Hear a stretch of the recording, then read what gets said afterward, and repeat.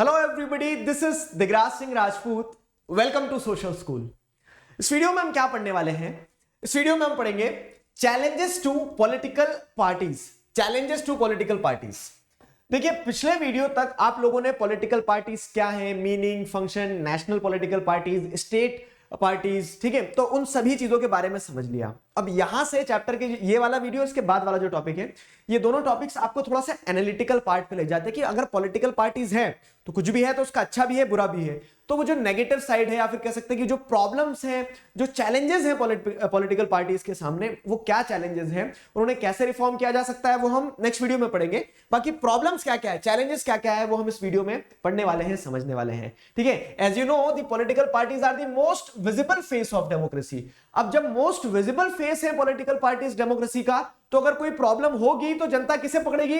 जैसे ऐसा रहता है ना कि देश अगर ग्रो कर रहा है तो आप क्या बोलेंगे? मोदी जी ने ग्रो करवाया। अगर कोई दिक्कतें जाएंगी तो आप किसको सबसे पहले पकड़ोगे? आप मोदी जी को पकड़ोगे। ठीक है, तो वही चीज है कि when the political parties are the most visible face of democracy, therefore it is natural that people blame parties for whatever is wrong with the working of democracy. Democracy में अगर कोई समस्या आएगी तो जो डेमोक्रेसी में बहुत विजिबल फेस है, लोग उसे ही ब्लेम करेंगे ना। It is natural. ठीक है, मान लीजिए क्या होता है कि मैं गाड़ी का ड्राइवर बनूंगा तो आपको दिख रहा है गाड़ी चल रही है तो ये इंसान चला रहा है, और गाड़ी अगर रुकेगी, पलटेगी, एक्सीडेंट होगा तो भी आप उसी इंसान को पकड़ोगे। मैं इसलिए गाड़ी नहीं चलाऊंगा। ठीक है, तो अब जैसे अगर हम यहां देखें तो यहां पे वही वाली चीज है। तो popular dissatisfaction and criticism has focused on four problem areas in working of political parties। तो ब्रॉडली देखो, समस्याएं हजार है, लेकिन अगर ब्रॉडली देखेंगे समस्याएं हजार, और 1000 पॉइंट लिख के भी नहीं आना है पेपर में। क्वेश्चन बनता है यहां पे सीधे क्या कि what are the challenges faced by the political parties. तो चैलेंजेस क्या फेस करती है पॉलिटिकल पार्टीज, तो उसमें आपको 1 2 3 4 ये 4 पॉइंट दिए गए हैं। ठीक है, तो ये 4 ब्रॉड चैलेंजेस है। 5 नंबर में क्वेश्चन आता है what are the challenges faced by political parties, तो आप एक इंट्रोडक्शन लिखेंगे कि since the political parties are the most visible face of democracy, therefore it is natural that people blame parties for whatever is wrong with them। ठीक है, whatever is wrong in the democracy। ठीक, तो ये आप introduction देखिए, चारों point को explain करेंगे। सबसे पहला चैलेंज क्या है? Lack of internal democracy. दूसरा चैलेंज है चैलेंज ऑफ डायनेस्टिक सक्सेशन। तीसरा चैलेंज है growing role of money and muscle power. और चौथा चैलेंज जो है तो parties do not seem to offer a meaningful choices to the voter. आइए चारों को एक एक करके अच्छे से समझते हैं। पहला चैलेंज जो है, तो देखो पहला चैलेंज क्लियरली यहां पे लिखा हुआ है, लैक ऑफ इंटरनल डेमोक्रेसी। मतलब कि पॉलिटिकल पार्टीज जो है ना, वो डेमोक्रेसी में बहुत विजिबल फेस है। ठीक है, ऐसा देखा जाता है कि हाँ, democracy is all about political parties. जैसे मैंने आपको स्टार्टिंग में बताया था कि जैसे मैंने आपको स्टार्टिंग में बताया था कि एक लेमैन इंसान जो है, तो उस लेमैन इंसान से अगर पूछोगे कौन प्राइम मिनिस्टर, कौन प्रेसिडेंट, उन्हें शायद ये ना पता हो, लेकिन पार्टीज को जरूर जानता होगा वो। तो वैसे ही अगर आप देखोगे कि पॉलिटिकल पार्टीज जो है ना, तो वहां पे पार्टी के अंदर बहुत ज्यादा क्या रहती है? डेमोक्रेसी की कमी रहती है। मतलब कि there are tendencies in political parties towards the concentration of power in one or few leaders at the top. कभी कभी पार्टीज को एसोसिएट कर दिया जाता है सिर्फ लीडर्स से। मेरी बात पे गौर करना। मतलब जैसे फॉर एग्जांपल दे रहा हूं, अगेन वही वाला पॉइंट है, nobody is going to feel offended. जैसे क्या होता है, जैसे अगर आप देखोगे तो today situation is like that कि BJP is all about prime minister. ठीक है, लेकिन ऐसा नहीं है। क्यों? क्योंकि पार्टी तो बहुत बड़ी है ना, पार्टी तो बहुत बड़ी है। पार्टी किसने बनाई है? सभी लोगों ने मिलकर बनाई है। पार्टी में सभी लोग काम कर रहे हैं। तो एट टाइम्स क्या होता है, एट टाइम्स आप जैसे देखेंगे कि पॉलिटिकल पार्टीज जो है, तो पॉलिटिकल पार्टीज में आपको कंसंट्रेशन देखने को मिलता है कुछ ही टॉप लीडर्स के हाथ में। ठीक है, मतलब ये तो कि रिलेटिवली फिर भी क्या हो जाएंगे, ऐसे मल्टीपल एग्जांपल्स देखोगे आप। समाजवादी पार्टी में जाओगे, वहां पे भी आपको कुछ टॉप लीडर्स देखने को मिलेंगे, उनके हाथ में क्या है? पावर का कंसंट्रेशन हो गया। ठीक है, और भी मल्टीपल पार्टीज ऐसी हैं, मल्टीपल एग्जांपल्स दिए जा सकते हैं। और इसका इंपैक्ट क्या होता है? बोल रहे अच्छी बात है ना सर कि कुछ लीडर है, उन्होंने कमान संभाली है, लेकिन उसमें दिक्कत है। दिक्कत क्या है? इंपैक्ट ये कि ऑर्डिनरी मेंबर्स जो होते हैं ना, अब क्योंकि पॉलिटिकल पार्टी में आपने देखा कि 3 कंपोनेंट है, लीडर्स है, एक्टिव मेंबर्स है, फॉलोवर्स हैं। तो जो ऑर्डिनरी मेंबर्स हैं, एक्टिव मेंबर्स हैं, ठीक है, तो ordinary members of the party do not gate sufficient information on what happens inside the party. क्यों? क्योंकि सब कुछ ऊपर की जो एक कह सकते हैं टॉप मैनेजमेंट टीम है वो डिसाइड कर लेती है। तो ऑर्डिनरी जो पीपल है दे, ठीक है, they lack the transparency, we can say. Fine, the leaders assume greater power to make decisions in the name of party. ठीक है, और जो लीडर्स रहते हैं तो leaders assume greater power to make decisions in the name of the party. Those who disagree with the leadership find it difficult to continue in the party. अब क्या हो रहा है कि मान लीजिए कि जब टॉप लीडर्स ने पूरी पावर अपने पास में कंसंट्रेट कर ली हो, पार्टी के नाम में वो अपनी मर्जी अपनी इच्छा चला रहे हैं, तो जो कह सकते हैं जो डिसएग्री करेगा ना, तो उसके लिए कोई रूम नहीं है डिसएग्रीमेंट का। अगर आप डिसएग्री कर रहे हो तो पार्टी छोड़ के चले जाओ, इस तरह की सिचुएशन हो जाती है। आया समझ में? सबसे बड़ी प्रॉब्लम ये रहती है पॉलिटिकल पार्टीज में कि लैक ऑफ इंटरनल डेमोक्रेसी। जहां पे आपको क्या देखने को मिलता है, जहां पे आपको देखने को मिलता है कि कुछ लोग जो हैं वो अपने हाथ में पावर ऐसे कंसंट्रेट करके बैठ जाते हैं कि उन्हें लगता है पार्टी उन्हीं ने बनाई है। और इसी के कारण क्या होता है, जो जेन्युइन लोग होते हैं, जिन्होंने मेहनत करी होती है कह सकते हैं, या फिर जो किसी एक पॉइंट पे डिसएग्री कर जाते हैं, तो उन्हें त्याग करना पड़ता है, उनके लिए रूम नहीं रहता। तो those who disagree with the leadership find it difficult to continue in the party. ठीक है, they have only one option to leave the party, that's it. ठीक है, उनके पास में कोई और चारा नहीं बच जाता, उन्हें सिर्फ पार्टी छोड़ना ही पड़ता है। ठीक है, मजबूरन। तो उस तरह से आप देखेंगे लैक ऑफ इंटरनल डेमोक्रेसी में सबसे बड़ी प्रॉब्लम क्या होती है कि बहुत सारी पॉलिटिकल पार्टीज, टॉप मैनेजमेंट इस तरह से अपने हाथ में पावर कंसंट्रेट कर लेता है कि जो दूसरे ऑर्डिनरी मेंबर्स, एक्टिव मेंबर्स रहते हैं, उन्हें क्या करना पड़ता है, उन्हें डिसएग्रीमेंट का कोई स्कोप नहीं रहता, उन्हें पार्टी छोड़ना ही पड़ता है। ठीक है, ये हो जाता है। तो more than loyalty to party principles, this is the most important thing. ठीक है, और ये बहुत कुछ कहा जाता है स्टेटमेंट, क्या कि more than loyalty to the party principles and policies, personal loyalty to the leader becomes more important.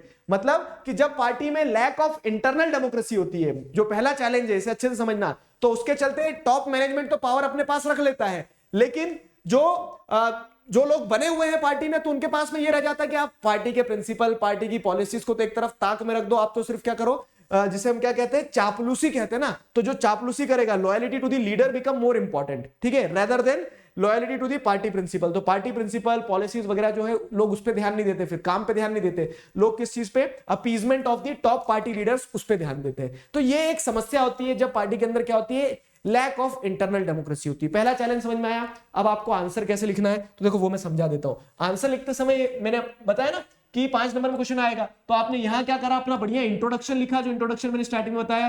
ठीक है, इंट्रोडक्शन लिख के फिर क्या है, पहला चैलेंजेस, तो यहाँ पे मतलब एक ऐसा लिख देना, challenges faced by political parties. ठीक है, challenges faced by political parties, मतलब इस तरह से लिख दिया, challenges faced by political party. पहला पॉइंट क्या लिखोगे, लैक ऑफ इंटरनल डेमोक्रेसी। ठीक है, lack of internal democracy, lack of internal democracy. अब इसे एक्सप्लेन करना, एक्सप्लेन क्या करोगे, तो ये जो पूरा एक्सप्लेनेशन वाला पार्ट दिया मैंने आपको, ठीक है, कौन सा एक्सप्लेनेशन वाला पार्ट दिया, जिसमें ये सारी चीजें बताई ना मैंने आपको कि ऑर्डिनरी मेंबर्स जो रहता है, they do not gate sufficient information, top party leaders power assume कर देता है इन द नेम ऑफ पार्टी। तो थोड़ा सा एक्सप्लेनेशन इस तरह से आपको देना पड़ेगा वहां पे कि due to the lack of internal democracy, top party leaders assume power in their hand and the genuine members, ठीक है, या फिर कह सकते हैं जो ऑर्डिनरी मेंबर्स है, ठीक है, they do not have the information what's going inside the party and, ठीक है, loyalty to the party principles become secondary and loyalty to the top leaders become the primary in that political party. तो इस तरह से आपको वो क्या करना पड़ेगा, यहां पे एक्सप्लेनेशन देना पड़ेगा। ठीक है, इस तरह से आपको एक्सप्लेनेशन देना पड़ेगा, इस तरह से एक्सप्लेनेशन दे दो इस पॉइंट का थोड़ा सा, और फिर सेकंड चैलेंज पे आ जाओ। समझ में आ रहा है? आंसर राइटिंग का भी मैं आपको एक पर्सपेक्टिव देते चल रहा हूं कि आंसर राइटिंग कैसे करना है हमें। तो आपने ये करा, ये करने के बाद में इस तरह से आप आंसर राइटिंग पे फोकस करेंगे। समझ में आई मेरी बात? तो आंसर राइटिंग पे विशेष ध्यान देना, क्योंकि क्या होगा, क्योंकि सारी चीजें इस बार सब्जेक्टिव होगी अब, ठीक है, ऑब्जेक्टिव नहीं है, टर्म टू लिख के आना है, तो अल्टीमेटली लिखने की प्रैक्टिस भी करते चलना है। मैंने आपको आइडिया दिया, ठीक है। अगला देखो क्या है, सेकंड है challenges of dynastic succession. Challenges of dynastic succession, इसमें क्या बताया गया है कि most political parties do not practice open and transparent procedure for their functioning. ठीक है, तो this is also somewhat similar to the previous challenge. Previous challenge में आपने देख लिया कि इंटरनल डेमोक्रेसी जैसा कुछ नहीं है, टॉप पार्टी लीडर्स सब कुछ मैनेज कर रहे हैं, ठीक है। और यहां पे भी वैसे ही कुछ है कि क्या हो रहा है कि टॉप पार्टी लीडर्स या फिर कुछ एक फैमिली के लोग जो है ना, वो डोमिनेट कर जा रहे हैं, ऑर्डिनरी मेंबर्स जो हैं उनके लिए स्कोप नहीं रह जाता है, ठीक है। तो आप ऐसा लिखेंगे क्या कि the second challenge in political parties, या फिर second challenge faced by political parties is challenge of dynastic succession, जिसमें क्या होता है, जिसमें most political parties do not participate open and transparent procedure for their functioning जो है, तो घर में बैठ के 4 लोग। अब मुझे चलो एक होमवर्क देता हूं मैं आपको, होमवर्क क्वेश्चन, आप मुझे बताना आपको क्या लगता है कौन कौन सी पॉलिटिकल पार्टीज जो है डायनेस्टिक सक्सेशन की प्रॉब्लम से फेस कर रही है। मतलब एक फैमिली के लोग, एक कम्युनिटी के लोग जो है उस पॉलिटिकल पार्टी में डोमिनेट करते हैं, ठीक है, ओपन और ट्रांसपेरेंट तरीके से फंक्शन नहीं होती है, less chances for an ordinary worker to raise to the top in party. अब जैसे इस कंटेक्स्ट में आप देखोगे ना, तो कुछ पॉलिटिकल पार्टीज होती है कंट्री में जिसमें क्या है कि एक ऑर्डिनरी इंसान जो है वो फर्श से अर्श तक जा सकता है, हाँ यही रहेगा ना, मतलब नीचे से एकदम बॉटम से टॉप तक जा सकता है। तो लेकिन कुछ पॉलिटिकल पार्टीज ऐसी होती है जहां पे क्या है कि सिर्फ एक फैमिली के लोग ही टॉप पोजीशन संभालेंगे, दूसरे लोग नहीं आ सकते हैं, ठीक है। तो top positions are always controlled by member of one family and due to this some political parties face the challenge of dynastic succession. समझ में आया, डायनेस्टिक सक्सेशन। और इसका इंपैक्ट क्या होगा, अब देखो एक तो क्वेश्चन आपका इन जनरल ऐसा आ जाएगा, जैसे मैंने बताया ना, क्या इन जनरल आ जाएगा कि what are the challenges faced by political parties, introduction 4 challenge बता के आगे बढ़ जाना। लेकिन अगर इंटरनल में ऐसा बन के आ गया कि what are the disadvantages of one of the challenge faced by political parties, that is challenge of dynastic succession, ठीक है, या फिर challenge of dynastic succession is a big problem, big challenge in front of political parties, what are its disadvantages. तो जब dynastic succession होगा जहां पे top position एक फैमिली के लोग संभालते हैं, तो उसका डिसएडवांटेज क्या है, उसके डिसएडवांटेजेस ये है कि less chances of ordinary worker to raise to the top position in the party, और साथ ही साथ क्या होगा, ये अनफेयर होता है जो इन जनरल मेंबर्स होते हैं उनके लिए, ठीक है। और उसी के साथ साथ ये डेमोक्रेसी के लिए भी घातक है। मतलब क्या होगा कि मान लो चलो कोई पार्टी बहुत अच्छी है, लेकिन वो डायनेस्टिक सक्सेशन के चैलेंज से जब गुजर रही होती है ना, तो लेस कैपेबल मेंबर्स जो रहते हैं वो टॉप पोजीशन संभालते हैं, और इसके चलते people who do not have educate, experience और popular support come to occupy position और पावर, ठीक है। तो क्या होता है कि जो लोग लेस एडुकेटेड रहते हैं, लेस एक्सपीरियंस रहते हैं, लेकिन क्योंकि क्या चल रहा है, साम्राज्यवाद चल रहा है, पिताजी थे टॉप पोजीशन पे तो बेटे भी टॉप पोजीशन पे आएंगे, और उसके चलते क्या है, लेस एडुकेट और मतलब इनएडुकेट या फिर लेस एक्सपीरियंस इंडिविजुअल जो रहता है वो टॉप मैनेजमेंट को संभाल लेता है, ठीक है। ये कंपनीज में भी होता है, ये पॉलिटिकल पार्टीज में भी होता है, ये ऑर्गेनाइजेशंस में भी होता है। तो इस तरह से डायनेस्टिक सक्सेशन का एक बहुत बड़ा प्रॉब्लम है, ठीक है, ये समझ में आया। इसके बाद आगे अगर बढ़ते हैं, ये फोटो कहां से आ गया, ठीक है, मतलब इसको नेपोटिज्म से कनेक्ट कर सकते हो आप, समझ में आई मेरी बात, ठीक है। तो ये क्या है, this is a type of dynastic succession, is type of nepotism, ठीक है, फैमिली बिजनेस जैसा हो जाता थोड़ा सा। फिर अगली चीज क्या है, अगला चैलेंज जो है, तो growing role of money and muscle power. हाँ जी, ये समझो। अब क्या होता है ना कि elections is all about winning winning and winning, ठीक है। इलेक्शंस में ऐसा थोड़ी ना कि हमारी पॉलिटिकल पार्टी बहुत अच्छी है, हम जीतने में विश्वास रखते हैं। हर पॉलिटिकल पार्टी क्या चाहेगी कि हम हारे, वो मतलब हम जीते। कोई भी पॉलिटिकल पार्टी ये नहीं बोलेगी कि हमारी पॉलिटिकल पार्टी बहुत अच्छी है, हम हारने में विश्वास रखते हैं, ये कहना चाह रहा था मैं।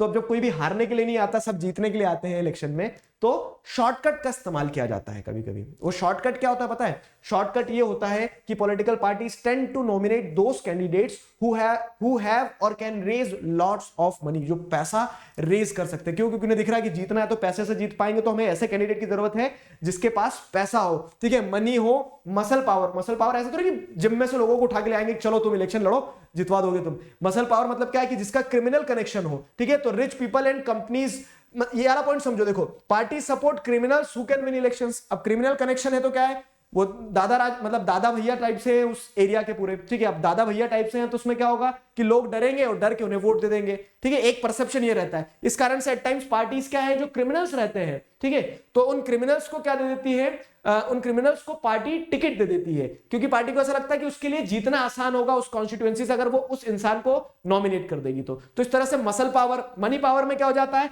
कि रिच पीपल और कंपनीज जो रहती है ना, बड़ी बड़ी कंपनीज जो होती है, तो क्या होता है, जैसे आपने सुना होगा बहुत सी बार, बहुत सारी पॉलिटिकल पार्टीज को बोल दिया जाता है ये कंपनियां तो इन पॉलिटिकल पार्टी की दोस्त थे। दोस्ती क्यों होती है कि आज कंपनियां पैसा देती है, कल को वो पार्टी अगर जीतेगी ना, तो वो पॉलिटिकल पार्टी क्या करेगी, उस कंपनी के लिए चीजें आसान कर देगी, लॉज ऐसे ले आएगी जिससे उस कंपनी को फायदा मिल जाए। समझ में आ रही मेरी बात? तो इस तरह से क्या होता है, rich people and companies who give fund to parties tend to have influence on policies and decisions of the party। और इस चीज को पता है क्या कहते हैं, कॉर्पोरेट पॉलिटिकल नेक्सस। की पॉलिटिकल पार्टीज में और कॉर्पोरेट हाउसेज में नेक्सस हो गया। उन लोगों ने बोल दिया कि देख, आज मैं तुम्हारा दोस्त बनता हूं, मैं तुम्हें पैसों से मदद देता हूं, कल तुम पावर में आ जाना तो मुझे पावर से मदद देना। तो इस तरह से मनी और मसल पावर का इस्तेमाल होना पॉलिटिक्स में घातक है। क्यों?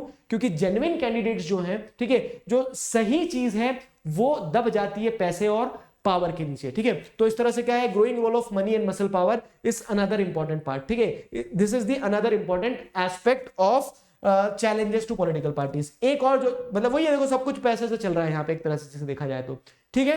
तो ये मनी एंड मसल पावर एक बड़ी चैलेंज है पॉलिटिकल पार्टीज के सामने। अगला चैलेंज जो है, अगला चैलेंज क्या है, parties do not seem to offer a meaningful choice to the voters, ठीक है। Parties do not seem to offer a meaningful choice to the voters का मतलब क्या है कि एट टाइम्स पार्टीज तो बहुत सारी दिख रही है आपको, लेकिन एक चैलेंज ये है कि सारी पार्टीज एक जैसी है। इसको समझाने का सीधा सा एग्जांपल जो हमेशा से यूज करते हैं, एक बार फिर यूज करूंगा कि आपके पास में चोर हैं और आपके पास में लुटेरे हैं, आपको जिसको चूज करना है उसको चूज कर लो। मतलब ज्यादा आपके पास में क्या है, ऑप्शंस नहीं है, सभी एक जैसे हो गए ना। अब सभी एक जैसे हो गए तो मतलब क्या है कि आप इन्हें चूज करो इन्हें चूज करो, सभी एक जैसे हैं, वैसी कहानी है। तो in order to offer meaningful choices parties must be significantly different, लेकिन parties are not different, they are same. ठीक है, there has been a decline in ideological differences among parties in most part of the world. जैसे मैं एक चीज बताता हूं, एक समय पे आम आदमी पार्टी, अगेन वही वाला पार्ट है, मैं किसी पार्टी को क्रिटिसाइज नहीं कर रहा हूं, मैं बस तुम्हें एग्जांपल से सपोर्ट करने की कोशिश करता हूं। एक समय पे आम आदमी पार्टी क्या है, कांग्रेस के अगेंस्ट में आंदोलन करके पावर में आई थी। फिर एक समय ऐसा भी आ गया कि आम आदमी पार्टी क्या बोलने लगी, आम आदमी पार्टी बोलने लगी कि मैं आपके साथ कांग्रेस के साथ गठबंधन के लिए तैयार हूं। तो आप क्या देखेंगे कि आइडियोलॉजिकल डिफरेंसेस जो है ना, तो वो क्या होने लगे, बहुत कम होने लगे। तो ideological differences among parties in most part of the world are declining. ठीक है, और उसके चलते क्या है कि all political parties are identically same होने लगी। लैक ऑफ क्या देखने को मिल रहा है आपको, लैक ऑफ डिफरेंसेस देखने को मिल रहे हैं। ठीक है, meaningful choices to the voters are not available. ठीक, एग्जांपल में क्या दिया गया है, the difference between Labour Party and Conservative Party in Britain is very little. ठीक है, तो कहने को अलग अलग पार्टी है, ये शायद मैंने होमवर्क भी दिया था आपको प्रीवियस क्वेश्चंस में, प्रीवियस वीडियोस में। ठीक है, तो लेबर पार्टी और कंजर्वेटिव पार्टी कहने में क्या है, आप जैसे देखेंगे तो डिफरेंट है, लेकिन क्या हो रहा है, लेकिन यहां जैसे अगर आप देखोगे तो दोनों आइडियोलॉजिकली सेम हो गई। दो अलग अलग पार्टी है लेकिन दोनों आइडियोलॉजिकली सेम है, इन्हें चूज कर लो इन्हें चूज कर लो, एक जैसे ही काम करेंगी। ठीक है, in our country to the difference among the major parties on the economic policies have reduced. सब एक जैसी इकोनॉमिक पॉलिसी की, सर प्राइवेटाइज करो खत्म करो काम। ठीक है, तो इस तरह से क्या सारी पॉलिटिकल पार्टीज की आइडियोलॉजी देखोगे इकोनॉमिक पॉलिसीज को लेकर तो सब एक जैसे हो गए। तो वोटर्स के पास में क्या है, लैक ऑफ मीनिंगफुल चॉइसेस देखने को मिल रही है। ठीक है, तो sometime people can not even elect very different leaders either. ठीक है, लोग एट टाइम्स क्या होता है कि अलग अलग लीडर्स को भी इलेक्ट नहीं कर सकते। क्यों? क्योंकि वही लीडर्स क्या है, पार्टी चेंज करके चले जाते हैं। तो sometime people can not even elect very different leaders either because the same set of leaders keep shifting from one party to another। जैसे क्या हो जाता है, अभी आगे पढ़ेंगे हम क्या हो, कैन दिस बी चेक्ड, तो एंटी डिफेक्शन लॉ लाया गया। ठीक है, तो लोगों के पास में lack of meaningful choices party में तो होता है, साथ ही साथ कैंडिडेट्स में भी हो जाता है। समझ में आई मेरी बात? तो इस तरह से आप क्या देखेंगे, parties do not seem to offer meaningful choices to the voter, this is again a major challenge. तो ये सारे चैलेंजेस थे, समझ में आया? अब 4 चैलेंजेस आपने पढ़ लिए, 4 चैलेंजेस के बाद में आपको आगे देखना है कि चैलेंजेस को ओवरकम कैसे किया जा सकता है, तो वो हम नेक्स्ट वीडियो में पढ़ेंगे। ठीक है, लास्ट टॉपिक होने वाला है हमारा। मैं उम्मीद करता हूं यहां तक चीजें समझ में आई है। अभी के लिए साइन ऑफ करते हैं, signing off with this together we can we will. Thank you very much.